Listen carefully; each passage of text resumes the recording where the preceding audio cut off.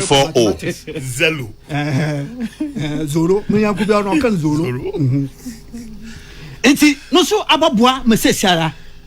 Yenya oya stability in the forest market. And she say aban ode gukwem kakankra obeyeye.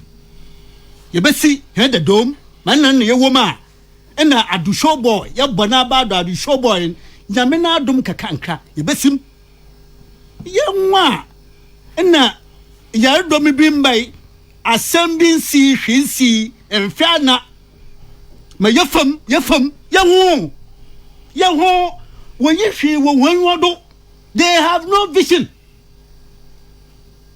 Na ya bo na nyipa sa ahocher oya akaka bi ba na ye wie fi han ho na ya ye desperate nti de fi there obiara botum waye ye until them let us stick and stay with this party.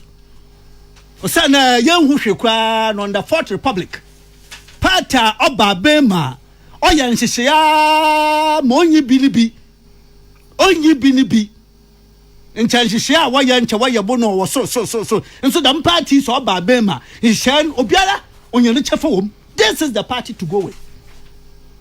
Kwame maka na mnachi ma msanfo me mogu wafa na opunyedo oya slackfest of subtle personal attacks and counter attacks as campaign intensifies. Yeah.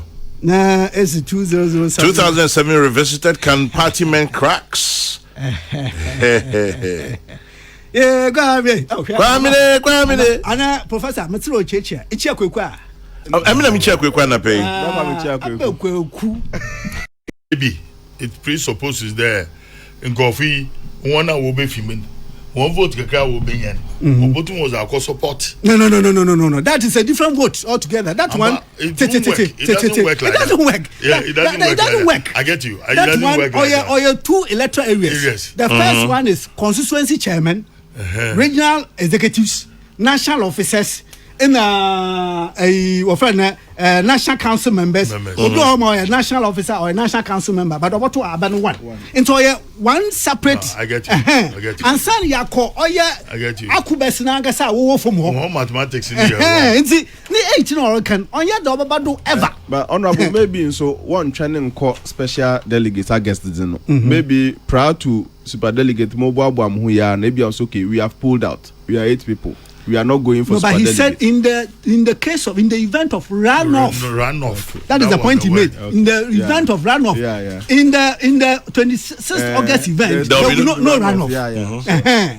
18 Baka will join against Baumia. And hence yet 26 so maximum is about 5. Yeah, 5. The 8 will not be there against Baumia. As we mentioned. I don't know what motivated him, but Kwame, you're part of the headers. But everyone there chere tuado.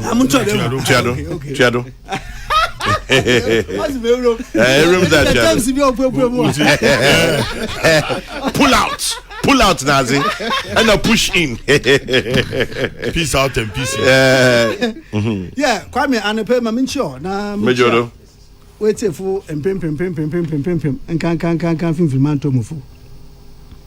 Na Kwame na ibisa yensamo mete muso memiso kakra bisam anya bia maye krom oye the year 2022 seni amanfo edi omu radio ni omu TV eto ha no ano ohye because they believe say ahape enansempa betimi aba papa ba ko frame won cry no say na po na dey na ekoso ena dey na nam si TV be na hwe no was SYZ na you free what dum no Dumuno, who tears answer now, happy tension, ebe kosro. Fakoto untumi. 1 week ago, a friend says, "See, and BP ni bibia bafom." What I say, and sema ayenu kure amu kano, dear bebuayen. Na abupra, yayema amanfo nyina antiase ne se.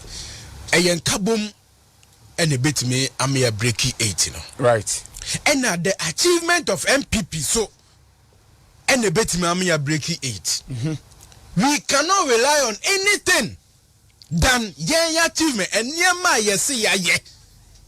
Na ye gusu ye ma Ghana for ene be me breaki 8 nti say yanti san sem we ase na ye nam na ye keka seniesi eka ye nsem a me gidi se enya ade ebeboa ye na wo don amayokuo bia so a ye woni rules and regulations oti ase ye wo the constitution of NPP wo kan article 3 of NPP constitution o se dan ni dan nyina no be kan ye mapafa party ne ho se bi mu refi a ye be kai wo mu se o mu nyina constitution ni ye nyina dan no oti ase nti no se wo yira wasi adu si baby ebeboa ma ye nyina no yetimi edi party ni hihye so abupra enyema bi koso a me feel say e wo say ye ka ho asem na ya nka ho asem a enya ade ebeboa ye abupra ye wura ka Japan oti ase oye party ni yenimu no okasa ma party fo okasa ema ye nyina yakoma toye yem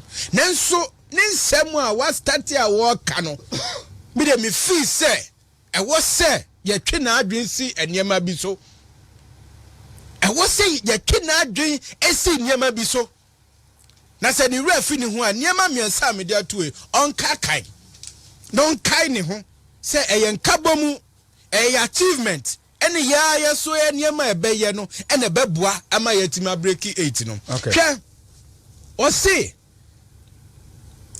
NPP for ebedi akonya free NDC for nsemo no na chese u tie kura dollar no ye 4 cedis na mo de u tie kura u dwe hu a wo nti ase na dollar e ye 4 cedis ene dollar akodru 12 or say 13 to on ti ase enu kwa enya 12 na enya 13 na 11 siam no ka 11 wo ti die ka no on ti ase etino wo kasa afa Dr. Mahmoud Bawumia ho ne ati Ghana hai hwan ena yade vice president ana o mampani wo ho na ya target vice president onu na ne maboni bia yemfa target no what be that we journalist o mampani o free so wo ho o pese o kasa che president Akufo-Addo kasa che nei se o pese o kasa che president Akufo-Addo a wo wa ye board chairman e wo Ghana Gas ama wo yire e ye board chair ana board chair person e wo Ghana Maritime Authority kasa che president Akufo-Addo don't come and talk to Dr. Mahmoud Bawumia. That is what you must know. O ti ase o pese o kasa che